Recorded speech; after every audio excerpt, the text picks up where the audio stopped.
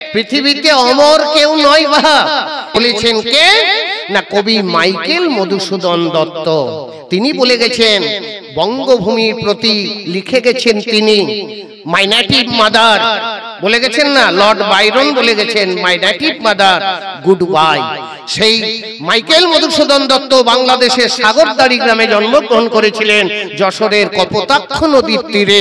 তিনি লিখে গেছেন, কি লিখে গেছেন, মাগো রেখো মা দাসের মনে, ওগো এই মিনতি করি পদে, সাধিতে মনের সাথে ঘটে যদি পরমা, মধুহীন করুন আমা তব মন কখনো দে। মাগো প্রবাসে দৈবের বসে জীব তারা যদি খসে, এ দেহ আকাশ হতে নাহি খেদ তাহে, কিন্তু জন্মিলে মরিতে হবে অমরকে কথা কবে, চিরস্থির কবে নির্হাইরে জীবন নদে। তাহলে এই জগতে কেউ বাবা চিরস্থির নয়।